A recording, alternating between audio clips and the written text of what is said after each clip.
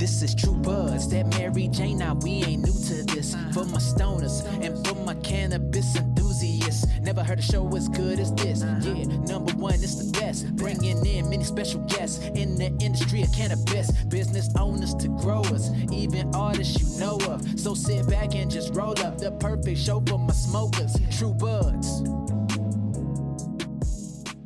Welcome to the True Bud Show. My name is Jack Woltering, your host. If it's your first time tuning in, the True Bud Show is a podcast for cannabis lovers. I interview people in the space, from business owners, growers, entrepreneurs, artists, basically people who love to kick it, smoke weed, and have a good time. We have the Vapor Brothers, Linus in the building today, one of the co-founders of Vapor Brothers. It was my first vape experience ever, and it's been hard to compete. You get such nice draws with this. It feels like you're almost smoking. Founded in 1999, they patent some technology like the Whippa style vape, having the whip, putting it on the box, slanted style. There's a lot that goes into it. We're going to talk about today with Linus. I think you're really going to enjoy this. As you can see, I'm pretty excited about having this vape, and thank you to Vapor Brothers for hooking up the vape. If you want to check it out or grab one, I'll put a link in the description. It's a good time. Come chill with me and Linus. Light one up, do what you do, eat an edible, smoke a vape, get a Vapor Brothers box vape, and smoke it with me next time because I'm going to be enjoying this through a bunch of podcasts. So let's go kick it. No, but for real, man, my favorite vape on the market, I know it's not portable, like the favorite just like desk vape or whatever, man. You guys got it going on, man. I'm excited to talk to you about it.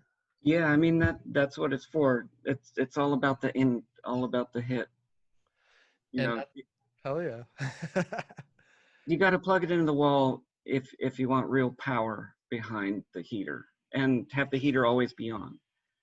So we wanted to go portable. We were told to go portable in like 2000. Customers like, okay, so what's your next? Where's your portable? And we just let other companies, more high-tech companies, kind of try to figure that out. But in my opinion, there's no good hit to be had yet in a portable vaporizer, even unless it's brand new. Yeah, I got the Air Vape Legacy Solid. It's portable. It gives a good hit, but it still doesn't compare to the Vapor Brothers, like you're saying, and I guess that's what I've been searching for, bro. That's why I kind of hit you guys up, is because I took that first hit off the Vapor Brothers and fucking when I was 16 years old. This is the first one I've had since then. And I've smoked a bunch of vapes and nothing can compare, really, dude. Like that, I'm just like, holy shit. Like, dude, I thought maybe it was just like first time nostalgia, like I mentioned, I did an unboxing video, but like it's way more than that, bro. You guys, I love how you guys, instead of focus on other stuff, like you guys say, and you're focusing on like what works, what's right. And that's dope to me, man. Yeah. It's just meant to be simple. I mean, it's kind of simple on purpose because like we're not very, like the more parts, the more expense to us. And I mean, you could just get this made overseas and have other people deal with, the huge number of parts and whatever. And we do get parts made from everywhere. Like some custom factories you can only get stuff from overseas because they're the only people who know how to do certain stuff.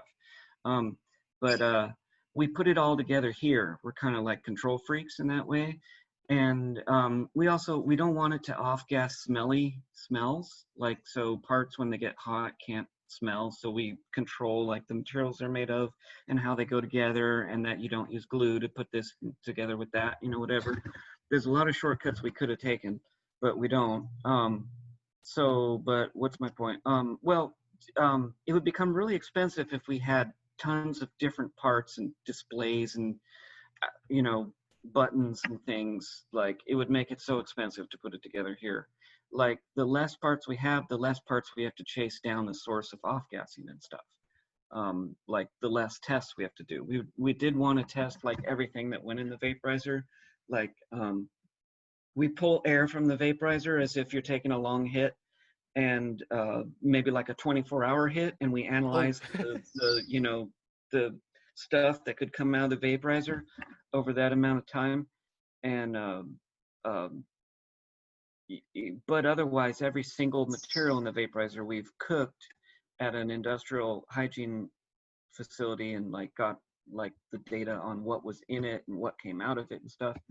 So anyway, if it was any more complicated than it is, that would be so many more of those tests, and that would be a pain in the butt. So that's kind of why it's simple. It's like, And It's all sorry to, focused on the hit. and it's very noticeable, dude. Like I'm saying, like when I took, because it was the first one I took a draw, I'm like, oh, this is what a vape is. And then I'm smoking these other ones, and I think your site said it well. It's like all vapes, like all these box vapes are not created equal, and that's for damn sure. Because I've smoked a couple, and like I got hyped up, I'm like, oh shit, we got this Fox vape, and I'm like, yo, this ain't no Vapor Brothers shit, man. Get this out of here. Like, so like all the due diligence you guys are doing pays off, How was man. it different? How was like a knockoff box vape? I just know they like smell bad, so I've never actually like taken a hit off of one. But Um, like, how was it different? to me, Some, to be quite honest, I wasn't I didn't notice a smell difference necessarily, but I did notice that I wasn't getting as good of a draw. Like when I smoke on the Vapor Brothers, I feel like it's almost like a smoke. I feel like it's a real draw. These other ones seem like almost a portable style, and it just it didn't have that flavor. I guess that's what impressed me a lot too, because like the first time I smoked it, my buddy had some really good perp too, and it was really flavorful. And he put it in, I felt like I was just like smoking or vaping what I smelt. Where these other ones, I feel like I've only smoked two other ones or of those other ones, like after I had the Vapor Bros, so I'd have to do some like more tests. But I was just like, Mhm. damn, man, like you guys got it going on. Like I just have mad props for what you guys are doing. So that's why I'm just like thrilled to talk to you today, man. Once again, thank you. Sometimes vaporizers can give a lot of kind of like hot air and no like visible smoke. I mean, visible vapor. We call it smoke. I mean, because we're irreverent. Well, it feels like We kind smoke, of man. came. That's what I'm saying. Yeah. Just call it smoke. We say we're smoking, but we're not. But I mean, actually, we're part of what we do is not being all pure and like it's like just vapor. We're actually kind of running it at higher temperatures, closer to smoking. And that's where I think the sweet spot is on medicating the best. That's a whole like Okay. theory Okay. I have. I could get Okay. into a little Oh later. yeah, yeah. I'd love to talk because I just got it. I just got hooked up, and then when I was smoking with my buddy, we'd usually start like around like the noon position on the vape. Should I Hmm. start a little lower and work higher, or like I know you just said you like to go a little higher. How do you like It to? all depends. It depends on how fast you draw. So if you, so the heater is just a dumb piece of hot ceramic, and no fan that's drawing air through at one rate, and there's no like high-tech temperature control that's controlling the temperature of that heating element like exactly. It controls itself a little bit, um, but not like the volcano, which has like an actual temperature sensor with a thermocouple and a digital control and all this stuff. So the temperature you're getting really is proportional to the setting on the knob, but also the speed of your draw. If you draw air through fast, um, it actually doesn't heat up as much because the air doesn't spend time in the heater. If you draw really slowly, sometimes people draw slowly to be cautious, and that's kind of the opposite of what you should do. Because if the air goes through the heater slowly, it's heating up over more time. So if you draw the way we kind of want you to draw, which is kind of just a big brush air, which is just kind of like, Okay. that was less than like 9 seconds. But at that speed, 12 o'clock is perfect. Gives a like a light misty exhale that you can actually see the herb vapor coming out. After about the second or third hit, you see strong like mist that you're exhaling. But anyway, if you draw faster, like you're always going to pull it super hard, you want to turn it up higher to have more temperature of the heater because the air needs to. Some people turn it up all the way and only draw fast. What do you like if you don't like? How do you like to use it? I do 12 o'clock. The 12 o'clock's kind of like calibrated to what I thought was like a normal breath, a normal kind of fast breath. Kind of, so you have to watch out if you're being cautious or if you hand it to a friend who only wants a little and they draw super slow, they're going to get extra because it's going to be extra hot. Or if you just know it's like your parents or something, just set it down to like about 10 o'clock on the knob, couple clicks down. Basically, usable vapor on this vaporizer is like I've got one here, knob, like turned, where does it turn on? Turns on at the bottom, about 10 to 2 is your whatever. 10 is great for people who draw slowly and cautious, and your vapor is going to be very pure, and it's just going to be like clear vapor, and your herbs won't get brown. And then this is kind of the happy medium. And then up here, your herbs toward the end will get, you know, kind of brown. And it should be able to almost burn the herbs. If it's calibrated right, you should almost be able to burn the herbs, because we're riding that fine line between not getting enough and burning it. Like you want to be right on the edge before burning it. Yeah, and that's where, in my opinion. and I agree with you, and that's kind of what I like. That's why I've been playing with the 12. And I guess what my buddy drilled in my head when I first tried it, he's like, because I would be like you were saying, I'd be hitting it like it was a bong or something. He's like, dude, you got to slow down here, buddy. Because I'd be, and he's like, slow down. So I like putting it on like the new, like 11 noon or so, starting out and getting some nice long pulls and moving up, man. But I fucking love this thing, man. Don't draw hard, and don't draw super hard, pulling a vacuum in your lungs, because I don't think there's as much absorption into your bloodstream when your lungs are pulled under a vacuum. It's not pressing the stuff into your bloodstream. Here's the opposite. When you hike at high altitude, have they ever told you, like, or when you're exercising, have they ever told you to restrict the air going out? Like, you create a higher pressure in your lungs on purpose. If you're having altitude troubles, like you're running out of air, and I think this might ward off altitude sickness too, you forcefully blow the air out, and that's keeping a high pressure in your lungs. Like, that actually increases absorption of oxygen, and that's a proven thing. So that's not just my theory, but because a high pressure in your lungs is actually going to push what's in your lungs, oxygen, into the bloodstream physically, like pushing it into the membranes and stuff.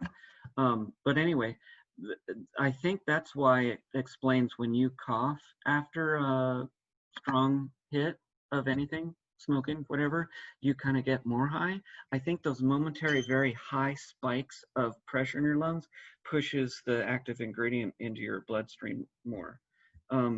So anyway, the thing is, don't draw from a clogged pipe. Don't draw real hard. Don't do things that cause like high vacuum in your lungs where you have to pull forcefully. But anyway, if the thing isn't clogged, I was like, shit, I don't have any like clean glass to like show all nice because I'm at home. So this is all like old used stuff. But anyway, when you draw through the whip, as long as it's not clogged in the whip, you should be able to draw like a big breath of fresh air, so fast but not forcefully fast. That's my whole point. Yeah, and thank you, dude, for breaking that down, because that's very insightful.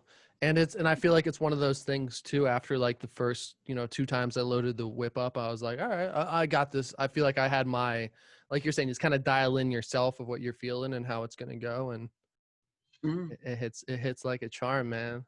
Now, I do have a question though. In terms of, because it came with the metal screens and a ceramic screen. I've always heard that ceramic is the best. I know that's the way the heating element is designed. So I put the ceramic in first. Is there any difference there in terms of like how it's going to hit or anything, you think, or just personal preference, like kind of again there? It's really how good it is as a filter. Like this one here has a metal screen in it. I would show it closer, but it's just really dirty and gross. I need clean stuff. We need to do this again with clean stuff, or just show. You're good. I should have brought mine. I got mine right down here. I was gonna, like I said, I was smoking before, but I had to unplug it to plug everything else in. So I'm like, yours is cleaner. Yeah, mine's fresh, man. It's about to be that dirty soon, though. So the ceramic screen exists because it used to be just a metal screen, and the metal screen is as clean as we can get it. We like put them in a kiln and we heat them up to red hot to burn off any like chromium on the surface of the stainless steel, and burn off anything that would have burned off while you were using it. So we think it's clean, but it still is like metal, and it kind of contributes a metal taste for people who are really purist and really like crazy. It would be the best thing if this was only ceramic and glass in contact with herbs at the highest temperature spots on the vaporizer. So anyway, we got this made in ceramic. We had I saw to that. make, I saw that. I actually want to get one. the old school whip's actually a metal screen is held within a groove, and that's a flexible screen that goes in there. It's kind of hard to get it in. Um, that's one of the drawbacks I of think these that's what my portables. buddy had there. I think Mhm. that, yeah. Well, the tip is to clean this without taking it apart. Just draw boiling water and suck boiling water up into it, like, and blow it out. That cleans it better than any alcohol, any salt. Oh shit, I was about to ask because that's kind of my theory too. When I've cleaned stuff, I'm like, dude, boiling water, even just for Yeah. regular pipes, can work miracles. This stuff is not resin like what you have in a pipe. Like resin in a pipe is like, it's really, you can see why they make hemp into plastic. It's like really congealed, like solidified, like plastic, very hard to remove. Not just alcohol doesn't just remove it, but in a vapor pipe, this is just condensed oil vapor, and so just some heat makes it move, and water would just make it go away. And actually, some people will take off the hose and scrape it because it's like kind of a high quality hash oil. Oh, That's another thing. a little, Super high quality. nice little Yeah. tip right there, brother. Well, it's not just hash oil, but it's been cooked at temperature, so therefore it's decarboxylated. The THC is more effective. And some people who like dab for medicine for pain relief, this stuff is the shit. There was you know what Rick Simpson's oil is? Yeah, yeah.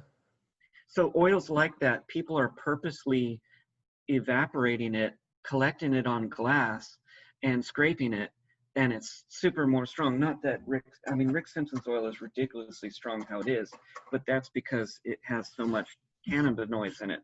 But whether it's strong or not, if you decarboxylate the THC, it's like more medicinal effect, like way more. And with that too, that I'm excited to do too, because I've been building up. Like I know I just got it, but I've been building up just my like already vaped stuff in there. You probably can't see it. It's not Yeah. that much. So, but yeah, I'm excited to cook up with that too, man. Like, so it's like a win-win too, you Yeah. know? Because I've just been like smoking joints and shit and bongs or whatever, other vapes like distillate vape, and that's interesting too. Sorry to digress a little bit, but it's kind of what we're talking about. Is you guys were like, to me, and like I still obviously everything you guys are doing is a shit to me, but like you, and that's why you didn't compromise with other stuff too. But it's like, is it crazy to you to see the vape market blowing up like it has? Or you guys probably already saw this happening from the get-go, or kind of like, what are your thoughts on just how the vape market has seemed to explode? Well, it's awesome. It needed to happen. I mean, it's bizarre in places, but it seems like business needs to jump in and like take care of like the need. And what's kind of weird and annoying is there's this thing about design. There's this thing about business. It's like they have to come out with a brand new thing every year or else, and it has to be rushed, always rushed. You know, you never write. They never write the instructions out. Like, and it's like there's always something wrong about it whenever it's being launched. You know, and this happened to vaporizers too. It's like ones that require you to have like an iPhone app or whatever. And I mean, not to go into like too many specifics, but it's like there's this thing where it's gotta like be new all the time. And so it makes a lot of shitty vaporizers. And even the good ones are kind of shitty after a while. Like they don't really think about how the thing's gonna perform 4 months in once it's all like caked in residue, or how easy it would be to clean or whatever. I mean, a lot of them really try. They're like good companies. Like, for example, like I just say like PAX is kind of the pinnacle of mass market like design that was pretty good, like iPhone packaging and like a lot of things done well. And I guess I recommend the PAX 3. I don't know that much about the portables that are out nowadays. But anyway, 4 months in, we just constantly hear people saying that like they put it down. They just let it go because like it stopped hitting or this or that, or it was weird, whatever. But what was my point? I was talking about design. vaporizing really expanded into like tobacco, which is pretty cool. I believe in harm reduction devices. This is all like not no harm, it's just reduced harm. And with tobacco, that's a whole nother subject of, you know, inhaling the chemicals and stuff. But um, I mean, compared to smoking chemicals and tobacco into your lungs, it's like much better.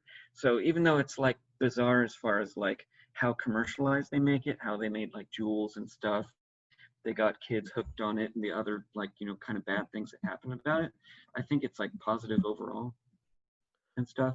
I like that, man. It seems like you have a positive outlook, but like to your guys' point, I just want to like some things just popped in my head when you're talking. It's like that's I might be repeating myself, so forgive me, but like that's why I feel like your guys' shit is where it's at, man. It's because like you think about the dope shit or like I'm just like the things that popped in my head are like things that are like everlasting. Like I thought of like the Jeep Wrangler or something. Like it's changed a little bit or something, whatever, but it's still, you know, the old school Jeep, or you got your like Louisville Slugger, man, or you got you, whatever it may be, put a name to an item that's, you know, will last forever. And I think that's what you guys are doing legit. And I agree with you with what you're saying about other stuff. Cause if people ask me straight up, hey Jack, I want to go like buy a vaporizer, man, what should I buy, big? Go buy Vapor Brothers box vape. Now, if you want to buy something portable, I would honestly probably steer them towards doing like some like distillate or live resin, so you could buy any 510 thread or whatever. Yeah. But me personally, bro, if I'm gonna vape flower, it's gonna be a Vapor Bros or Volcano, straight up. What would you say about a flower portable? Because let's say the vape crisis is continuing and you don't know what's in the distillates, and the more distilled they make it, the grosser it tastes anyway. So like let's say you still want to stay with flower, what's your recommendation for a portable? Um, I'm really like I like this Apollo, that the Legacy they gave me, but to be straight up honest, I got it right over here. I can grab it here in a second. But to be honest, I would say I would steer you towards the vape, like a box. I would steer you towards just why here it is actually right here. So Because it's a little bigger, it's a little heavier. yeah, Um, you just because put it since on, we're it's not, right there. This thing actually draws pretty good. how about get both? Because Vapor Brothers will sit at your home and at your friend's home. But you know, with this COVID stuff, that might have driven a lot of people to get more home units and stuff. Oh, Um, I didn't even think but about that. but before COVID, we noticed that vaporizing, the big change happened maybe about 10 years ago, where stuff started getting quite legal. And so instead of like kind of the fun used to be to go home, to go to a friend's house, hole up and smoke out, kind of because it was like you had to be all secret with it. So vaporizing and smoking, vaporizing followed smoking, was like a ritual that happened at home around the box. And so it was no problem that it was plugged in the wall. But kids, you know, once it started becoming more possible, also kind of linked into how kids nowadays, I call us kids too, have grown up being surveilled in everything from everywhere. We've gotten so used to it. A lot of the kids are just doing things in plain sight. You hide in plain sight. And so that means they'll get a portable and they'll pack it at home and they'll go out into the world to smoke it. And they'll just smoke it in front of everyone, or, you know, like walking through a park or something, or make it look like an e-cig and, you know, even carry it into shows or whatever. But yeah, it seemed like that changed the ritual from this hide at home thing to this go out into the world thing. So I see that portables are important. I also see, you know, in some people's houses, it's convenient to have a portable sitting on the table because you can pick it up and use it. You don't have to go to somewhere where something's plugged in. But that said, the hit you get is just horrendous. A lot of the time, horrendous to me, meaning not sweet, doesn't cool your lips, not visible. The thing that was important to me at the beginning was everyone was smokers and we needed to impress smokers, including ourselves. So we couldn't come up with this healthy alternative that requires your willpower to use because it's weaker and kind of tastes off. You know, like we needed to create something that gives you a bigger hit and more effect, and makes your herb last longer, and all these things that it's kind of like it's a thing that's it wasn't just created for health. It was us wanting to get more effect from less herb. That's what it was originally meant to do. Plus, to impress smokers, you need to knock them on their butt. They'll first think like, if they'll try this, they'll be like, okay, I'll try this, then I'll smoke later. But if we can get 3 good hits into them, it almost erases the wish to smoke after. You'll notice with like a weaker vaporizer, weaker's not really the term, because even those portables will still char your herbs all the way. Something's happening. It's just not much that you're blowing out. But let's say a Volcano, very well controlled device. It's giving you 325 no matter what, exactly 325. You're inhaling this perfect vapor that smells like potpourri. And at the end of it, a lot of people really want to smoke because there's something missing. And what I think is, I mean, I got my theories. In herb is hundreds of chemicals that all come out at different temperatures. So if you hit your herb with one specific temperature, because like in America, we're always like, THC is important, so therefore we need the highest THC stuff, and we only want THC, and let's do it at the temperature that THC operates at. They get this one chemical, not an insignificant chemical, but it's just one. This well-rounded high that you used to get doesn't happen so much. I've gotten good hits from the Volcano by kind of like overpacking it and turning it up after. But then if you're capturing the vapor and it came from a hotter draw, it goes stale very fast. So you'd have to like inhale it directly. But anyway, I respect the Volcano a lot for being like the best machine and like exact on its temperature, and a good set it and forget it thing. Good for older people too. And it's fun to carry the bag around. Or back when things were on the download, it was fun to just walk out into public with a bag. Oh, yo, did you see though? Like, I saw that it could have been a while ago. I don't keep up with Volcano, but I saw that they had some type of whip going on. Oh yeah, you know, they shouldn't use that word. That's my trademark. But well, I don't know if they said that. That's just what I heard. They did. Oh, they did. I'm very happy. I hope they didn't say wand. I think they said whip. A lot of companies say it, and I kind of let it be, because like a word that we came up with, I want to because whip. It's like it took me years to realize when my friend called this a whip, and I said, okay, it's called a whip now. That it was because it's like long and kind of like a whip. Like that's not what I picture. Now a whip just means the vaporizer, tube that you inhale through. But anyway, whip, we kind of let the knockoffs and the other companies use that term. There was even a whole company called Vapor Whips that just produced beautiful artwork versions of these that would fit our vaporizer or our knockoffs or other derivations like of our device or whatever. But anyway, it's cool if I see them use the word, because I don't know, we made a word that went around the world. Yeah, man, that's what I've been repping. And to bring it back to your point too of like the portable, like like this PAX Legacy's dope to bring on the go, but it's like, I think too, part of the problem is, I think the main problem is that most of the people who are smoking these other vapes, they probably haven't had the chance then to try the real shit, like Smoke on the Vapor Brothers. You know what I mean? Because I feel like that's the way that's shoved in so many people's faces, is that on the go, let's put the concentrates to the side, just talk the dry herbs, like you're saying, but like that's the thing. It's like, oh, do it on the go, do it. But it's like, I feel like everybody needs to have a hit to base it off that. Like I said, I've been chasing a draw as good as the Vapor Brothers for a while. And I haven't found it through anything else besides, like I said, the Volcano I like, but I would still, for the price point, go Vapor Bros. So cool. Well, if you ever do find a good hit, tell me about it, because I should know it, because we still do this because no one else has come up with a good hit. So we kind of have to keep making this. But this one's kind of funny. It's a special one that I made super thin. Just for no reason at all, except to make a unique one, but I'll use this as an example. Oh, my brother just walked in. my brother Pete. If you call Vapor Brothers, this guy answers. Nice, man. I might be talking to Pete then. There he goes. There he goes. Hell yeah, man.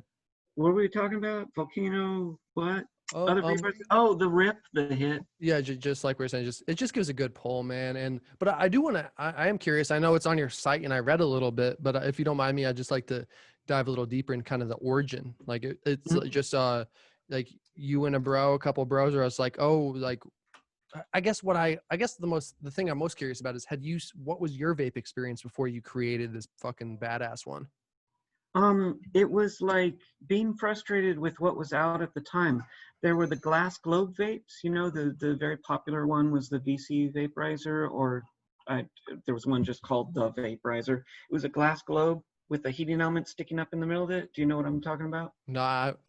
Actually, I think I do. It literally looks like you could fucking spin like a globe. Or maybe I'm thinking about my buddy's decanter. It's a glass globe. It's like the glass from like a globe light that's been stuck upside down onto a soldering iron, literally a soldering iron with a copper like bowl in it. That was vaporizer technology at the time, or that was the most popular one.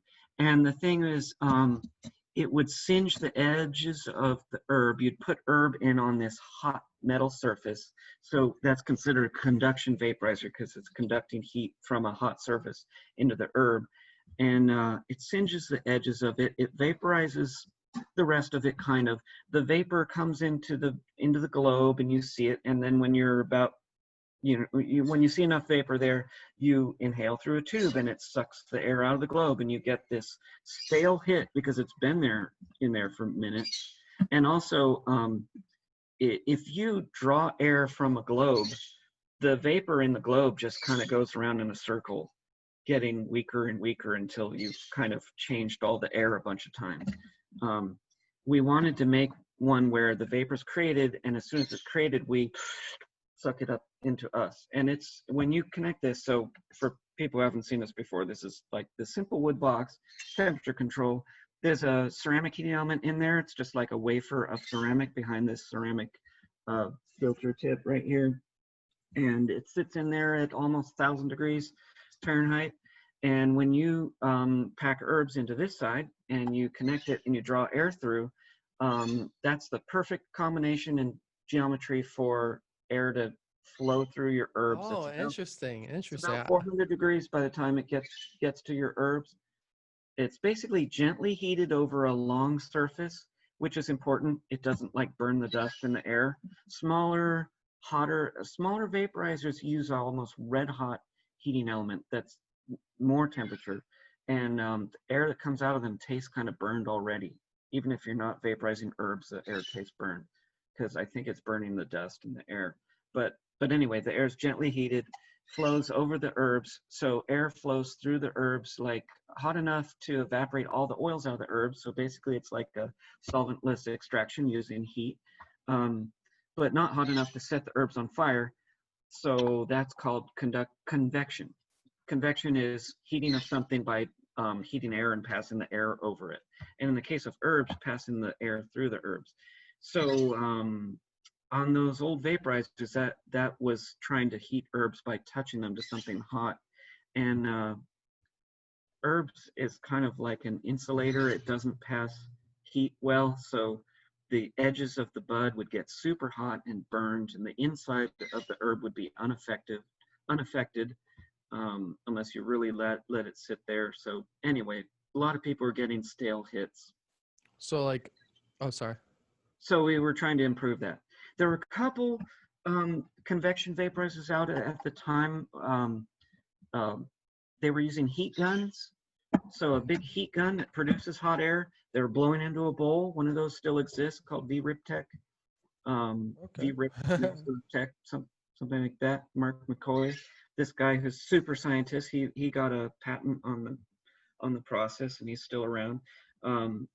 He was getting big, fresh hits that he would pass through a water pipe. But it used a heat gun. You're at the mercy of the heat gun company making it, well.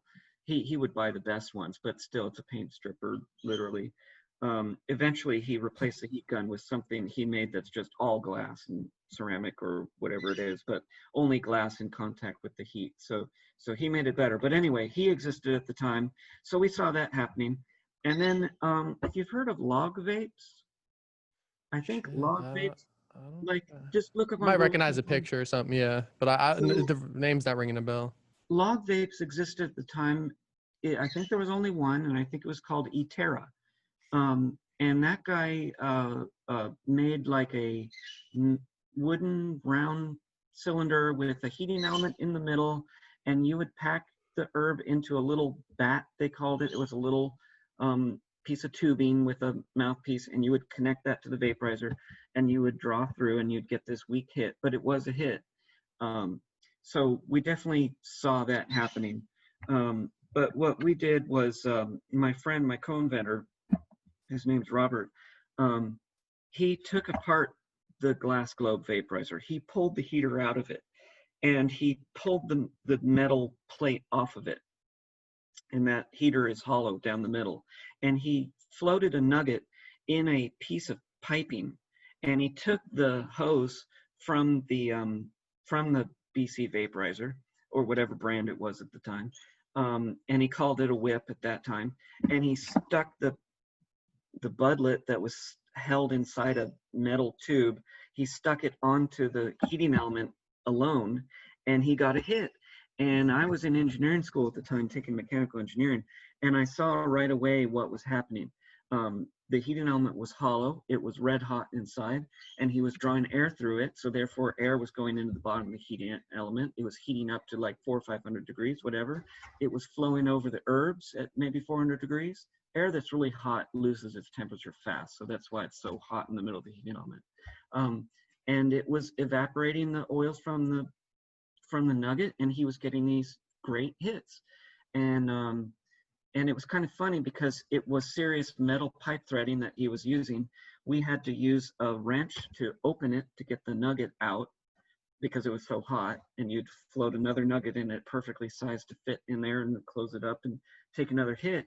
And there was this point in our history where he called me out of the blue at night saying that he had got too high. He was on the fetal position on the floor. He had taken a few hits, and he was too high. So, so you know what I was saying about we didn't want to make something that was weak, that was like the weaker alternative that, you know, you do just for your health, but you have to use your willpower to do it because, you know, it's like you need to work it more or whatever. So we realized that if it's good enough to get someone too high, then it's good enough to be a product.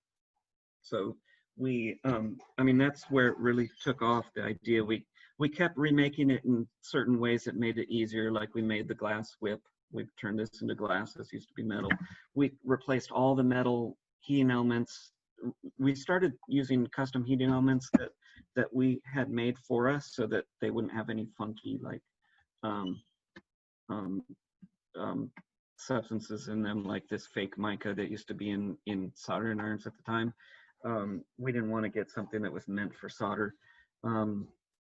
But eventually we changed that to ceramic. So over our history, over the next few years, we started remaking that device over and over again in ways where you don't burn yourself when you touch it, and everything's ceramic and glass and whatever, and the airflow is like pretty clean, and this is all glass and, you know, metal. He then eventually placed the metal, the metal screen in here, eventually replaced the metal screen with ceramic so that it would become a fully ceramic and glass experience.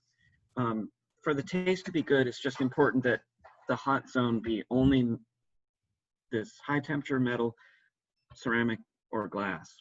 Or we put high temperature silicone here on the outside actually to make this easy to change. Yeah, it's nice to I like that there. It's easy to, you know, put down, and then you can set the other one kind of on top like a lasso style. Yeah.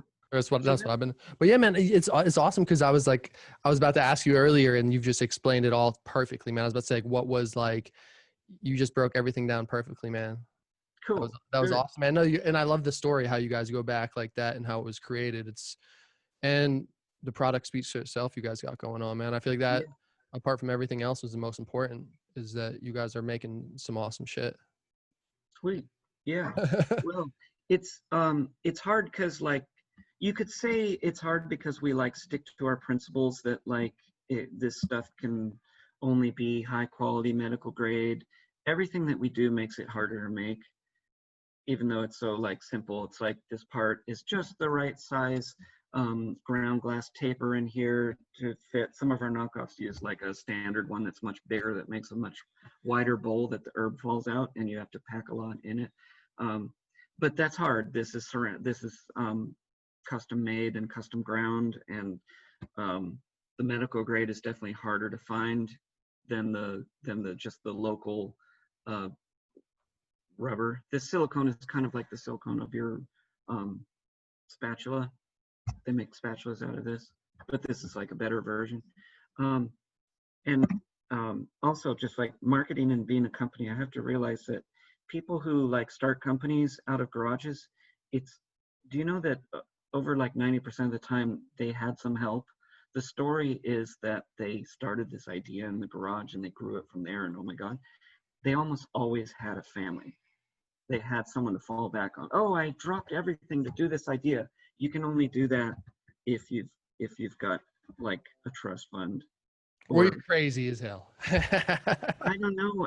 I'd like to meet those crazy as hell people, because all of my the people I look up to, I keep finding out that they had a pretty comfy background, and so they had parents who gave them all the education they could, and they had couches to surf on at home, and they had a little seed capital that someone let them borrow a credit card.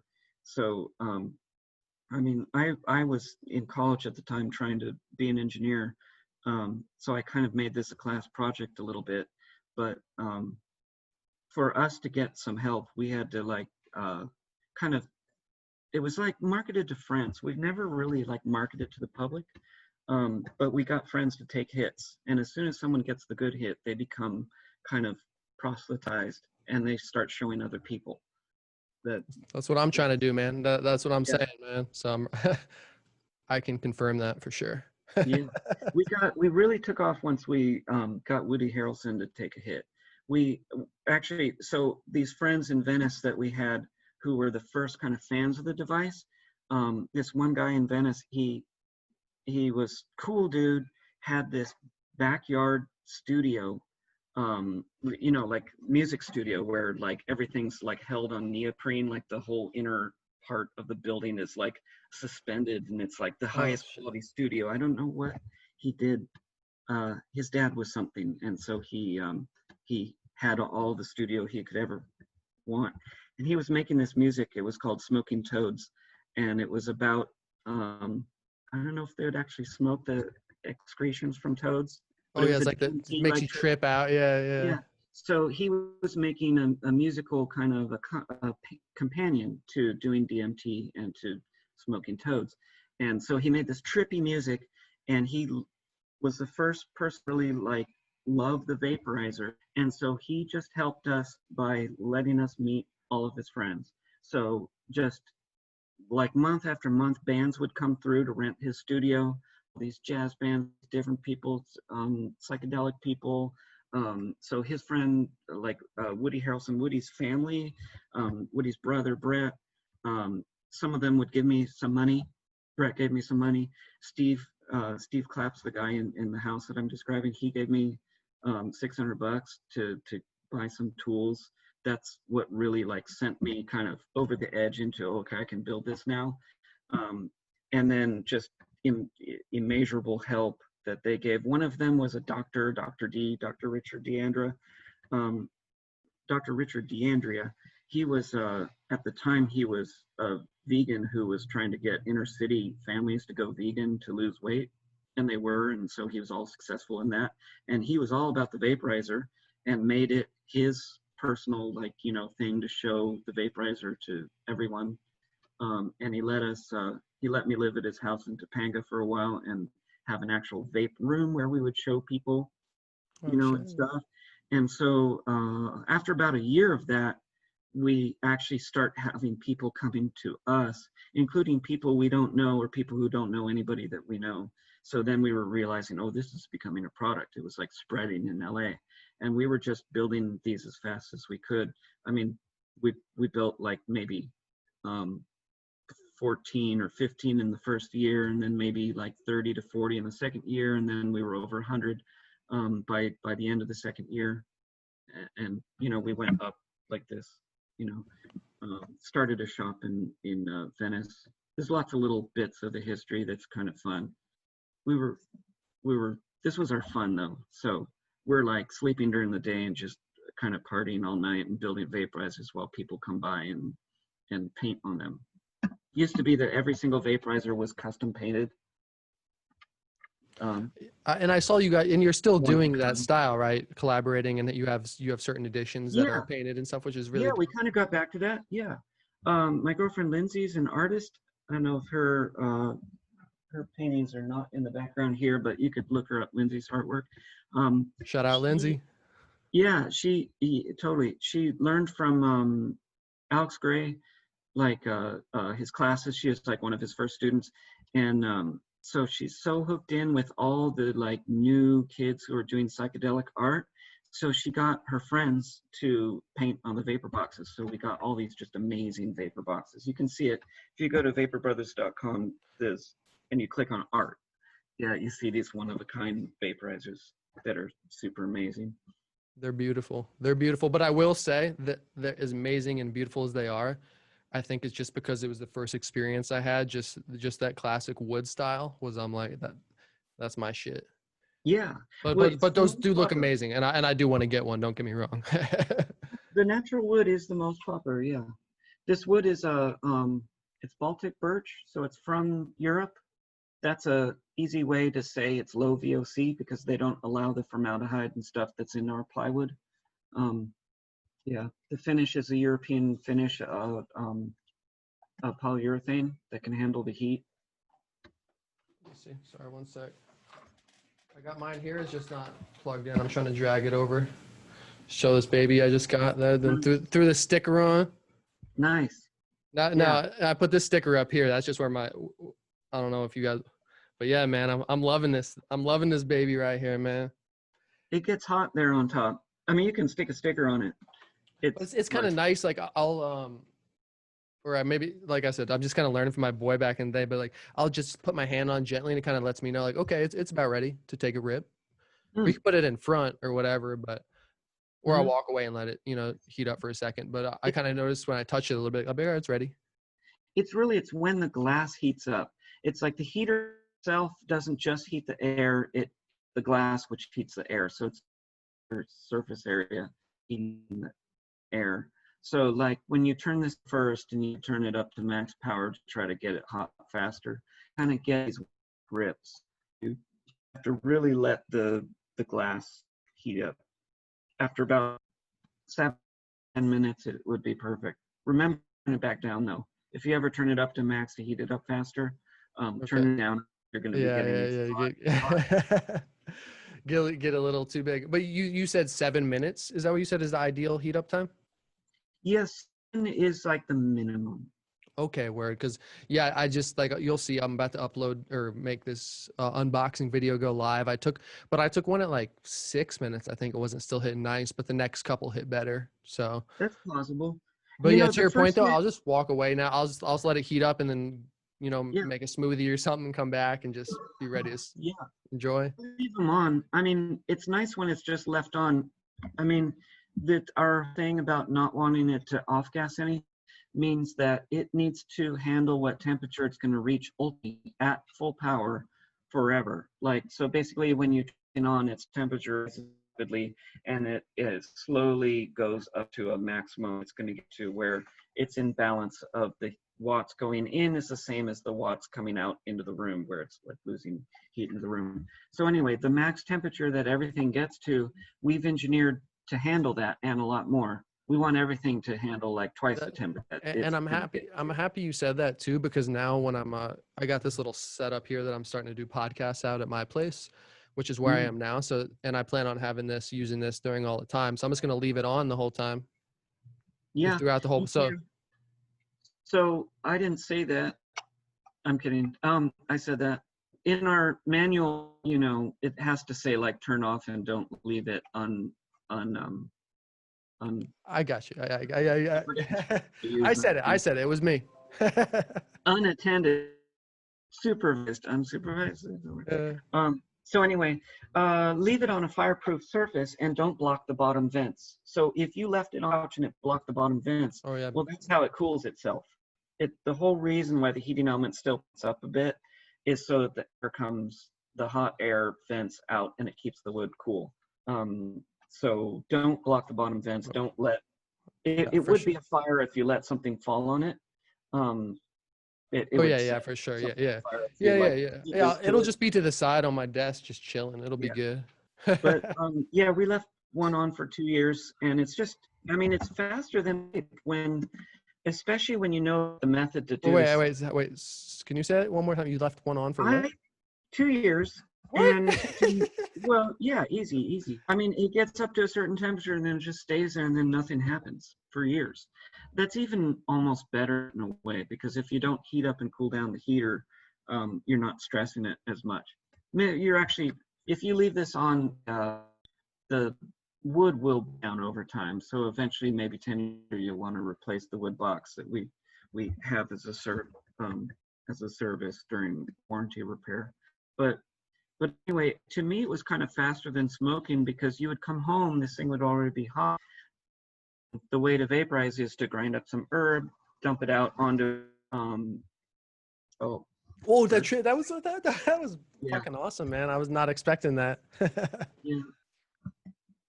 Yeah, now she wants a nut. She wants a nut. That's what's up. Yeah, that's nice, man. Yeah, I'm excited. Like, and that's really why I wanted it too. Is so when I have people here, I want to give them this new vape experience, man, on a podcast or wherever, you know. So when they're coming in, you know, you grind it up. You should always put it up so you have the max surface area. You can dump it onto a tray, and then you can like suck it up into the whip. You know about sucking it up into the whip? That's what I did. Yeah. That's why I did. That was bringing me back doing that. I was like, all right, that's nice.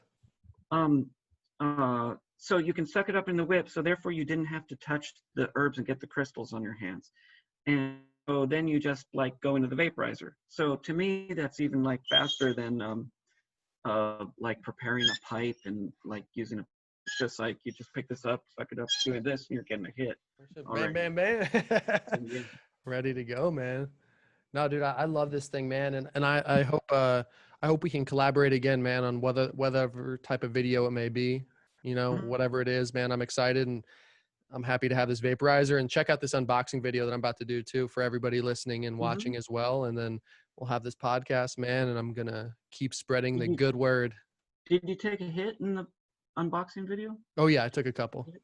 Yeah, okay. And then I did a couple before this one started. But I just had to, like I said, I have like so much outlets in here that I have so many plugs with not enough outlets, basically. But next time I'll be going full circle. But I also I have a couple other cool ideas that I'd like to do with it. You know, just kind of like I said, use it in a podcast, and I'd like to just like talk about a video about just doing like a cleaning video. Like I was going to do alcohol, but I like how you said the boiling and, you know, whatever. Yeah. I just want to just keep showing love, man, because like I said, I've been chasing a vaporizer this good since I first tried it.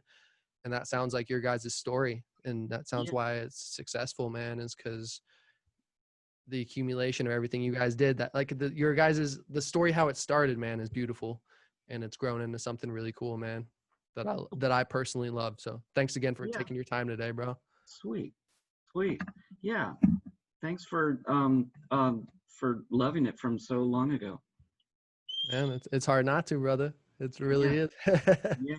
And sometimes like on a future one, like we should show people how to use it properly. 'Cause like there isn't like great videos online, like showing that. And it's not like a set it and forget it device. You do have to like pack it not too tight, and you know, light and fluffy, not too much, and have good airflow, and here's how to get a good hit, and here's what a good hit looks like. Well, that's perfect. When you're done, you can blow it out.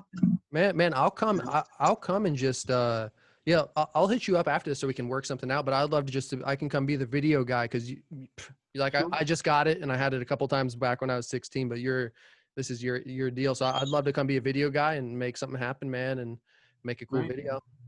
Yeah. Dude, that's awesome bird right there. Like, no, Go, no. go, go. Oh, right. After the cage. That's a senegal. Oh shit, man. No, but thanks again, man. And I'll be in touch too, because I definitely want to keep collabing, man. Anything I can do to help you. And you seem like a really good dude, man, down to earth. And like Thanks the so story of your much. whole business, man, is I'm happy, dude. And just say one last thing. I'm happy that I was in Kansas when I found this, but my buddy would come out here all the time to visit. This was probably like I said, this is probably like 2000s. You guys have been around for a minute, 2003 or something. Well, probably 2000 or so. But like he came in, he was like, yeah, like I got this like from like Cali, like this is the shit. Like, and we started smoking. I'm like, oh, this is the shit, man. So Yeah. but I was just thinking after you said like it was you guys kind of started in small circles and stuff. I was like, oh damn, he came out and he must have found the right place back. But you guys are already more popping and getting it going, man. But I will say, man, I'm excited. I keep saying it. I'm excited to get some other people taking some smokes from here, man. Some nice vape hits, man. So yeah, cool. Right on. Well, I appreciate it. This was cool. Your podcast is super cool. I wanna start listening to them regularly. Thank you, Linus. You're a good man. Cool. You're a good man. Sweet. All right, brother. Thanks again, man. And yeah, we'll be in touch, brother. Okay. Sweet. All right. See you See you brother. later. All right, peace, man. All right, I'm just gonna cut it there. But thanks again for coming on, bro. Awesome. Man, thank you. You don't have to thank me anymore. This is fun and just like cool that I can just talk about us and stuff. There's so many like stories. There's a lot of. This is True Buds, that Mary Jane. Now we ain't new to this. For my stoners and for my cannabis enthusiasts, never heard a show as good as this. Yeah, number one, it's the best. Bringing in many special guests in the industry of cannabis, business owners to growers, even artists you know of. So sit back and just roll up the perfect show for my smokers. True Buds.